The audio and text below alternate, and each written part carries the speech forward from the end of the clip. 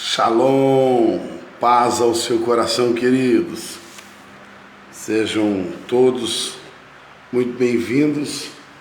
Que a bênção do Senhor seja sobre a sua vida.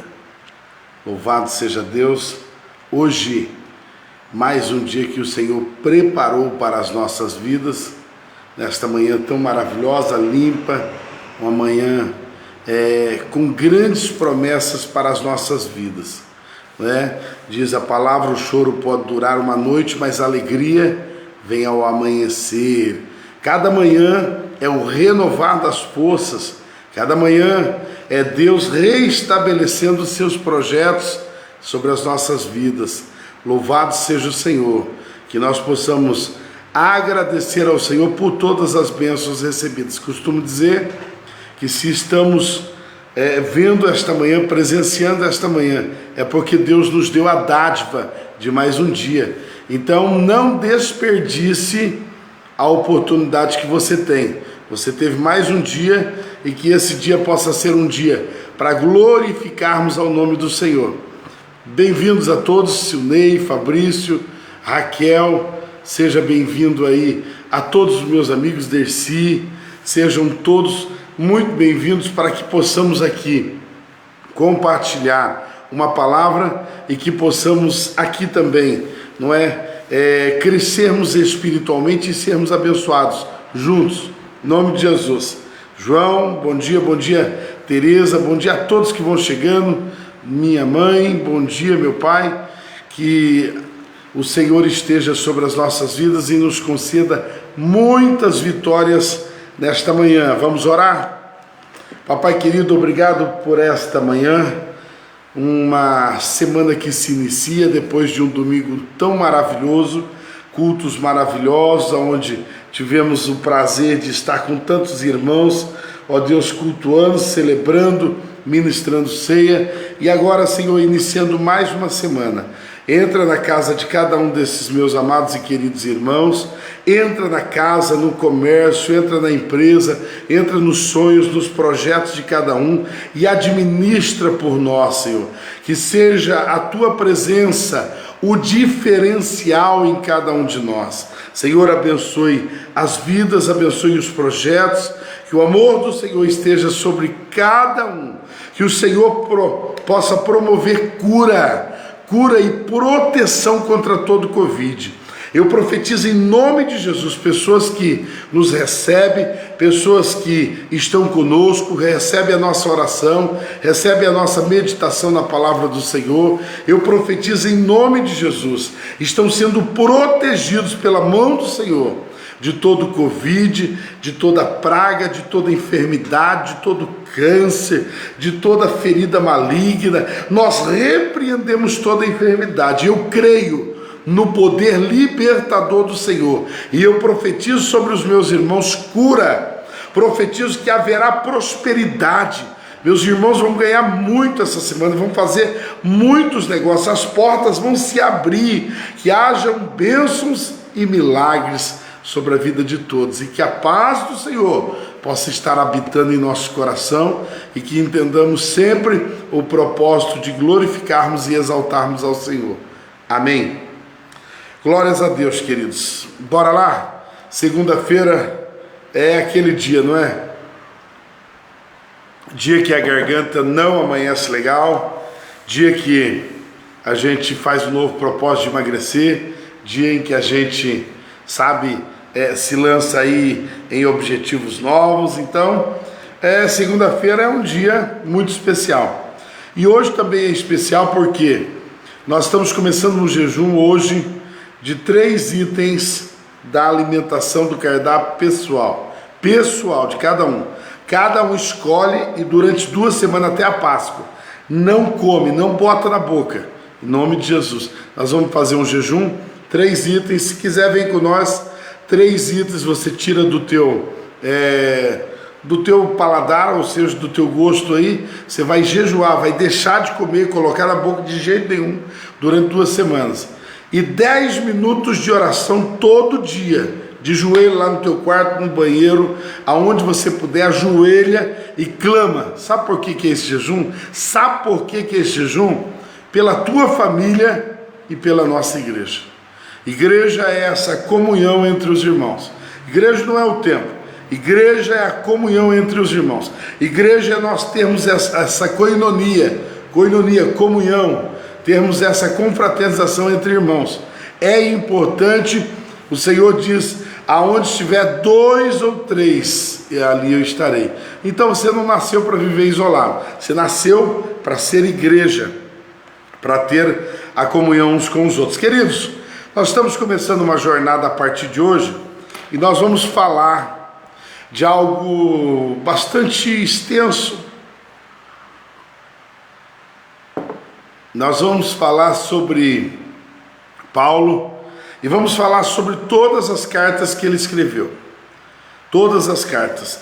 Então, todo dia nós vamos estar estudando um capítulo para fechar as cartas de Paulo, tá bom? E para que você entenda, nós vamos dar uma introdução hoje. E amanhã eu começo na carta de Romanos, capítulo 1, a primeira carta de Romanos, capítulo 1, e nós vamos então lendo uma a uma, e todo dia um capítulo vai trazer uma meditação para nós. E aí você vai me acompanhando também, lendo todo dia um capítulo, beleza? Faz isso em casa, hein? Não adianta você escutar aqui e não ler a Bíblia em casa. Hoje você tem o papel de ler, sabe, os capítulos que eu vou citar aqui, que é Atos capítulo 8, pelo menos Atos capítulo 8 e Atos capítulo 9, que é a conversão de Saulo. Muito bem, queridos, quem é esse homem? Olha aqui para você ver. No capítulo 7 de Atos, Atos é o início da igreja, Atos é a igreja missionária, e aqui tantos discípulos estavam inaugurando a igreja, começando a igreja primitiva, como também já tinha as perseguições do evangelho. E quem estava perseguindo? O próprio Paulo, que era conhecido como Saulo. Mas olha aqui no capítulo 7 de Atos, lá no versículo 55, vai falar, sabe, de Estevão. Mas ele, estando cheio do Espírito Santo, olhando firmemente para o céu, viu a glória de Deus e Jesus em pé à destra de Deus. Ele estava à beira de ser, sabe, aqui martirizado, ou seja, ele ia ser morto,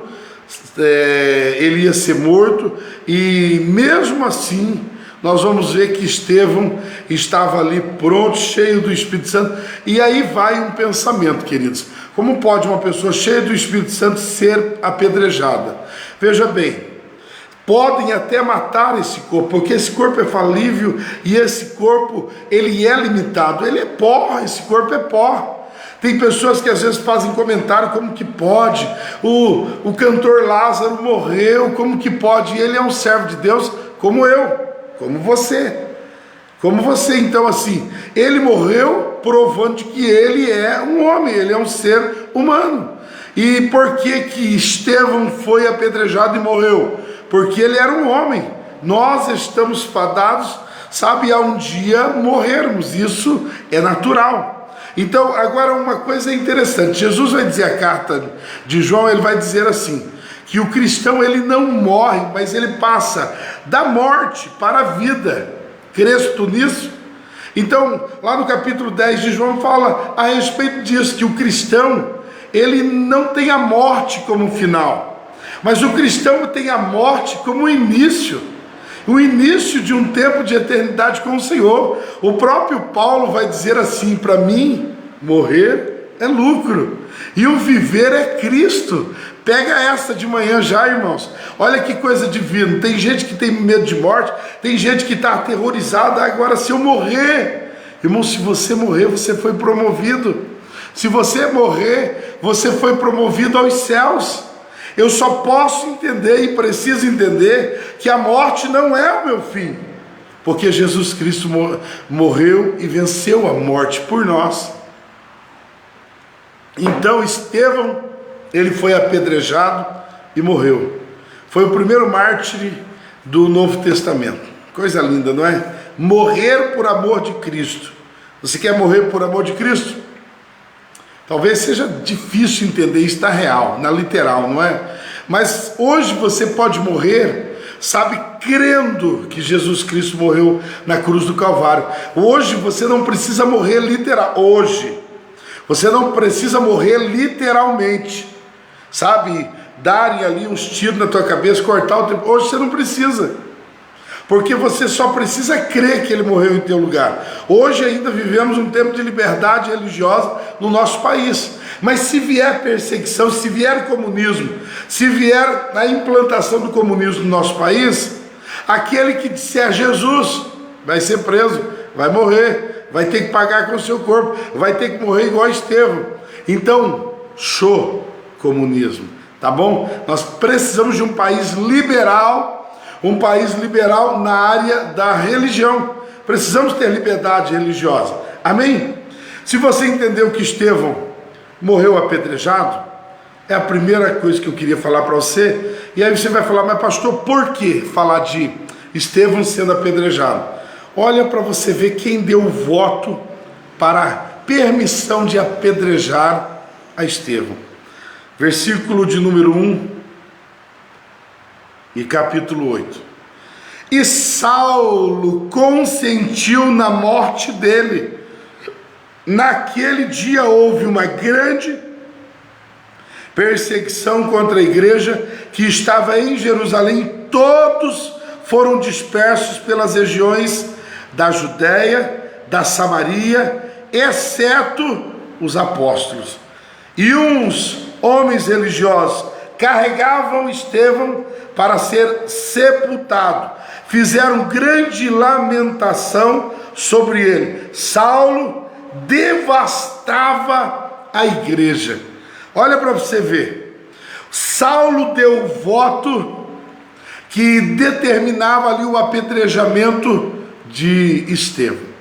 Aqui você vai começar a entender que Saulo, que posteriormente vai ser chamado de Paulo, Saulo que é de Tarso, lá da Cilícia, Paulo que era, sabe, um hebreu, uma pessoa natural de Hebrom, um hebreu, e o hebreu ele é nascido de Hebrom, naturalmente ele vai ser um judeu, ele é um judeu, então ele tinha cultura dos judeus. Paulo também, ele era romano, porque ele herdou isso do seu pai. Paulo também era um romano, mas Paulo cresceu no conhecimento da Torá, cresceu no conhecimento dos judeus, e havia uma premissa pregada na Palestina naquele tempo. Dias atrás eu preguei, no domingo passado, retrasado, fora esse, do outro, eu preguei e eu introduzi falando daquele dinheiro que os judeus deram, sabe, os judeus, ou seja, todas as autoridades deram aos soldados romanos, para que aqueles que estavam vendo a pedra do sepulcro de Jesus, e na manhã de domingo viram que a pedra tinha sido removida e correram lá dentro e o corpo de Jesus não estava. Eles receberam dinheiro, propina. Então esse negócio de propina, esse negócio de, sabe, suborno, começa lá atrás. Eles receberam dinheiro para quê? Os soldados romanos foram incumbidos por uma paga, ou seja, por dinheiro, foram incumbidos para saírem por toda a Palestina e dizerem: roubaram o corpo de Jesus, roubaram o corpo de Jesus, roubaram o corpo de Jesus, não está mais lá, a pedra foi removida, roubaram os discípulos, roubaram o corpo de Jesus. Mentira, mentira. Então por isso que a questão de coelhinho, de Páscoa sendo celebrada com chocolate, a mentira vem lá de trás, irmãos, vem lá de trás. Então uma coisa que eu preciso que você entenda é assim: não foi roubado o corpo de Cristo, Jesus Cristo ressuscitou. Mas na cultura dos judeus ainda se fala disso até os dias de hoje.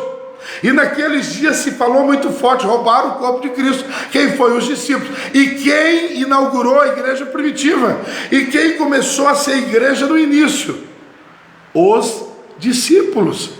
Então ali vai se levantar Saulo, que era possivelmente, ele não vai deixar isso muito claro nas suas cartas, mas a gente acredita, primeiro, porque ele falava muito a respeito do Sinédrio. Segundo, porque ele sabe, veja que aqui ele dá o seu voto, ele consente na morte de, sabe, Estevão. Então nós vamos ver que há aqui uma necessidade de interpretarmos que ele era do Sinédrio.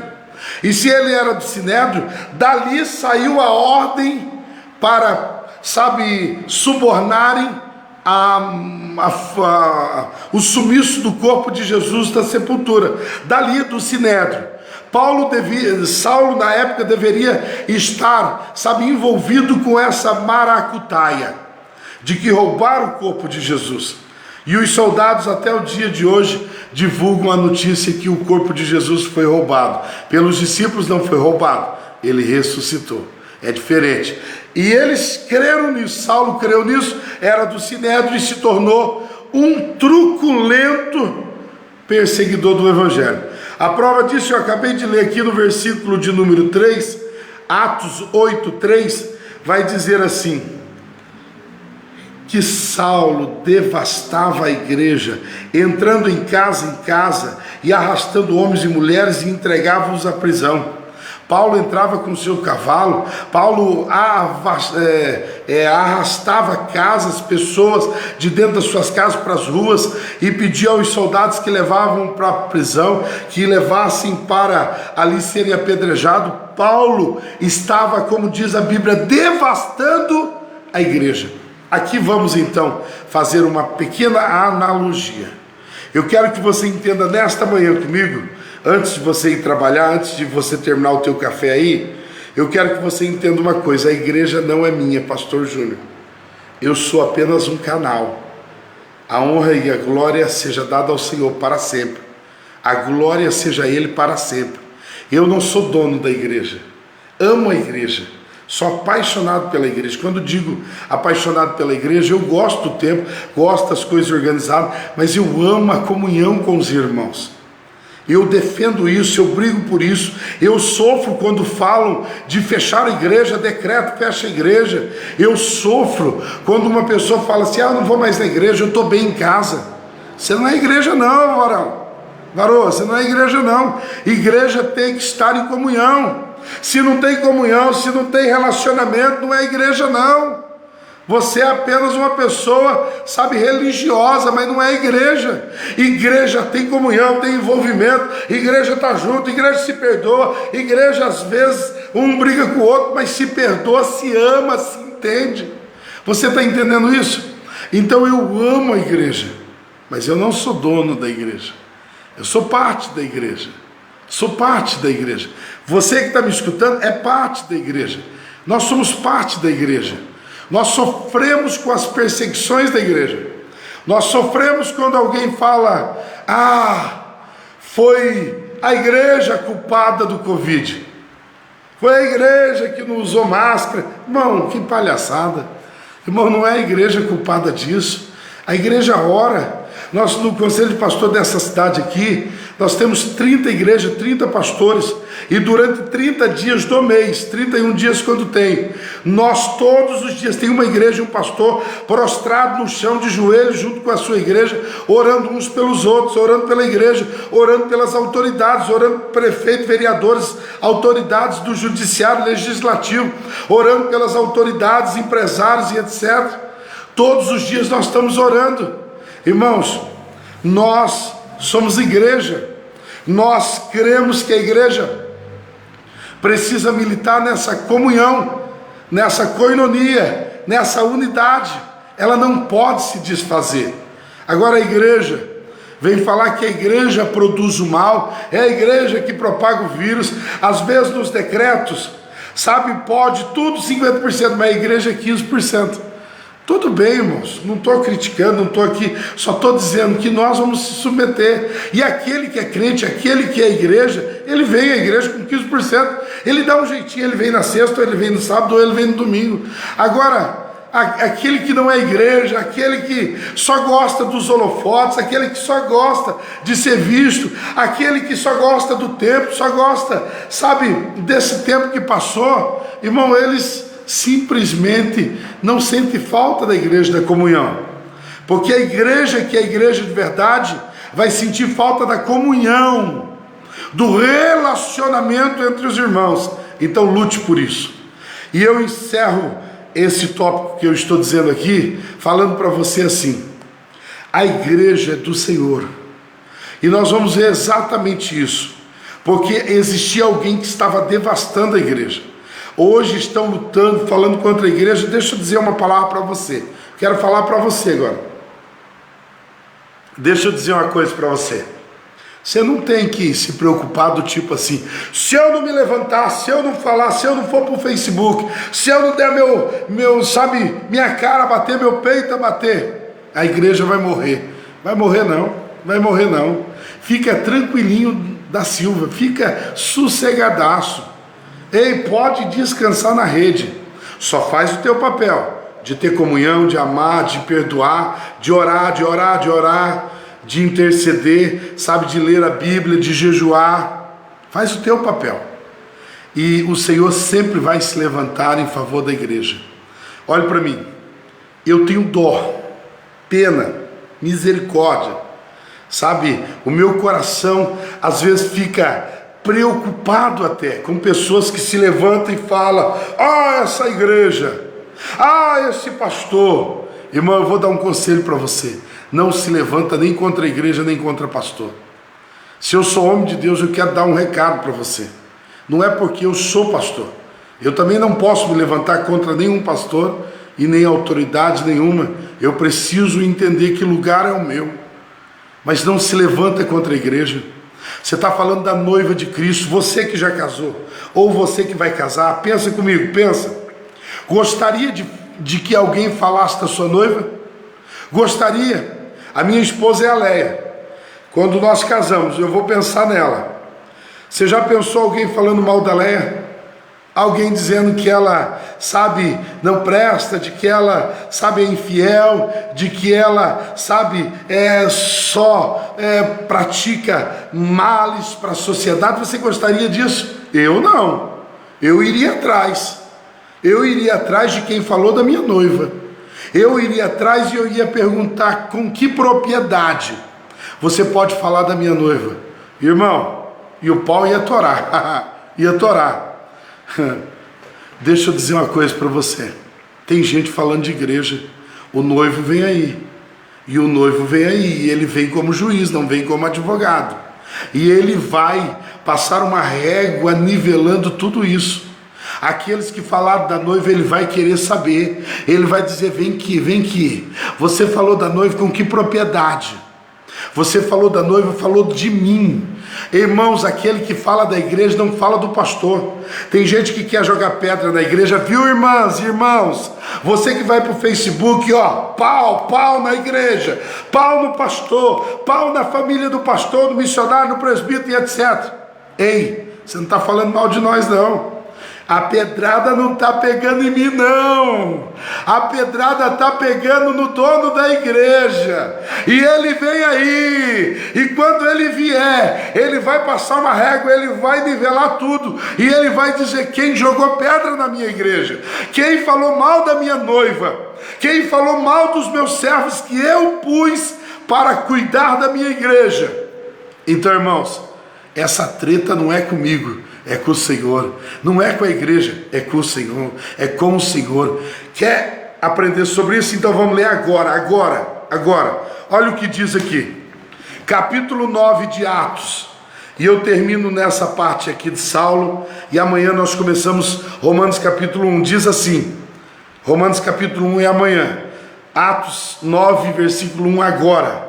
Pega aí, Atos 9 versículo 1. E Saulo, respirando ainda ameaças e mortes contra os discípulos do Senhor, foi ao sumo sacerdote. Paulo estava recebendo ameaças. Pessoas estavam dizendo: nós vamos te matar. Você permitiu aí que Estevão fosse apedrejado, está entrando na casa de crente, nós vamos te matar. Saulo aqui estava recebendo ameaças. Pois bem, ele não se intimidou. Ele estava possuído pelo cão mesmo. E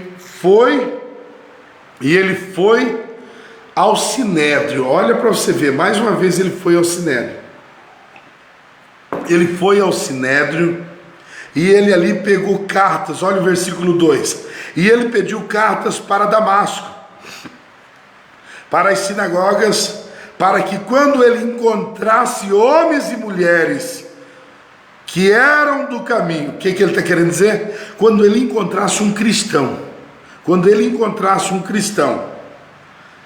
ele pudesse trazê-los preso à prisão em Jerusalém. Então ele não se deteve só de prender em Jerusalém, e ele falou: eu vou sair pelas estradas, eu vou sair por todos os sítios, por todos os lugares, como se ele estivesse em Santo Antônio e ele falasse assim: eu vou para Jacarezinho, eu vou para Joquitá, vou para Ribeirão do Piau, eu vou para todo canto aqui, e aonde eu achar no caminho um crente, eu vou trazer preso, eu vou trazer preso, para que eles possam pagar pelo erro de estarem seguindo a Jesus. E Saulo,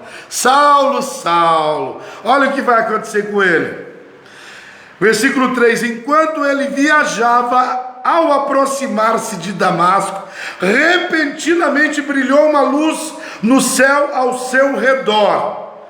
Repentinamente, muita coisa pode acontecer na sua vida. Não se desespere, porque de repente Deus pode mudar toda a história. Um homem que era truculento, perseguidor de cristão, matador de cristão, um homem que falava mal da igreja, destruía a igreja, estava arrasando a igreja. A luz brilhou de repente. A luz brilhou. Olha só o que a Bíblia diz. Versículo 4: e ele, caindo em terra, ouviu uma voz que lhe dizia, coisa gloriosa, ele ouviu uma voz que lhe dizia: Saulo, Saulo, por que tu me persegues? Olha o que a voz dizia: Saulo, Saulo, ei Saulo, por que tu me persegues? E ele parou. Todos que estavam na caravana com ele parou. Todos pararam para ouvir aquela voz, porque não era uma voz de uma pessoa comum. O texto vai dizer, quando você estuda ele e você consegue traduzi-lo, você vai ver que a voz era uma teofania, como uma teofania, uma manifestação da parte de Deus, a própria voz de Deus dizendo: Saulo, ei Saulo, por que tu me persegues? Irmãos, aí está o segredo. Jesus aqui, ele vai falar a Saulo no caminho que ele ia a Damasco para prender crente e surrar crente. O próprio Jesus sai no caminho de Damasco, e veja que Jesus não vai dizer: ei Saulo, porque está perseguindo a igreja? Ei Saulo, por que deixou que Estevão fosse apedrejado? Ei Saulo, deixa eu dizer uma coisa para você. Olha para você ver o que acontece. O próprio Jesus diz: Saulo, Saulo, por que tu me persegues? Entendeu? Você entendeu, você é inteligente. Jesus aqui estava dizendo assim: aquele que persegue a igreja não persegue pastor e nem membro de igreja. Você está atrás de surrar Silas Malafaia, está perseguindo a igreja. Você está atrás de falar mal de Marco Feliciano, de pastor A ou B, de pastor Júnior ou pastor não sei o que. Você está atrás da igreja, você está falando mal da igreja, e o Senhor vem aí, a luz vai brilhar, e quando brilhar, o Senhor vai dizer: Saulo, Saulo, por que tu me persegues?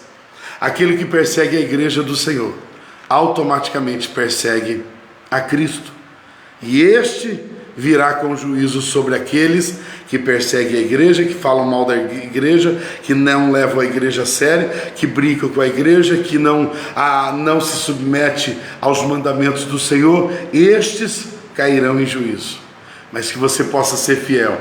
E aí o versículo 5 diz: e ele disse: quem és tu, Senhor? E ele disse: o Senhor, eu sou Jesus a quem tu persegues. Duro é, ó a mensagem que eu termino hoje, duro é para ti chutar contra os agrilhões, duro é se levantar contra o próprio Senhor. Duro é, pois nesse momento eu estou encerrando a palavra de hoje. O Senhor trocou o nome de Saulo e você vai conhecer daqui para frente Paulo, uma história de Saulo que ficou para trás, marcada com muito sangue de profetas inocentes que morreram pela perseguição de um injusto. Mas a partir de agora vamos estudar, amanhã vamos começar a ver o que um homem convertido pode fazer. Então você que sempre critica, mas ele agora está na igreja, mas ele agora diz que se converteu e está tomando ceia. Ei, antes de você reclamar, lembre-se que o nosso Senhor é especialista em transformar vidas. Ele pega o vil pecador e transforma em um justo, justificado, herdeiro de toda a sua glória. Irmãos, olha que coisa divina. Deus não divide a glória dele com ninguém. No Antigo Testamento você vai ver que Deus abominava e ainda abomina a questão da idolatria, porque Deus não divide a sua glória com ninguém. Ele não divide a sua glória com ninguém. Mas no Novo Testamento a Bíblia vai dizer que Deus deu um nome ao seu Filho que está acima de todo nome. Nome de Jesus. Deu um nome a seu Filho que está acima de todo nome, o nome de Jesus. Que nome doce, que nome gostoso, que nome maravilhoso. Esse nome, quando eu pronuncio, eu me encorajo. O nome de Jesus. Agora entenda comigo aqui agora, ainda bem que você ficou até agora. Olha para você ver que extraordinário. Deus não divide a sua glória com ninguém, mas Ele deu toda a glória a seu Filho, que por sua vez dividiu toda a sua glória, o seu reino, a sua herança comigo e com você. A Bíblia diz que aquele que recebe o nome do Senhor, o Senhor o reconhece e o leva para assentar nos lugares celestiais como Ele está. Deixa eu dizer, você será herdeiro de toda a glória do Senhor. O que Deus não dividiu em época nenhuma, Ele quer dividir com você agora. Mas você tem que entender que Deus pega o vil pecador e o transforma em um pregador do Evangelho, o transforma em um apaixonado pelo Evangelho do Senhor. É isso que o Senhor quer fazer da sua vida. Vem comigo então a partir de amanhã, quero orar e encerrar. Pai querido, que Deus, o Senhor esteja abençoando a todos os meus amigos e irmãos, que a bênção do Senhor, o amor do Senhor, seja sobre a vida de todos os nossos amigos, irmãos, familiares, agora e para todos sempre, em o nome de Jesus. Que Deus te abençoe. Compartilha aí, varão. Parou? Em nome de Jesus, manda uma labareda aí, dedão aí no compartilhar, labareda de fogo aí, e que você possa, em nome de Jesus, ser aí um propagador, porque essa palavra não é só para me abençoar e te abençoar, abençoar outros também. Fica com Deus.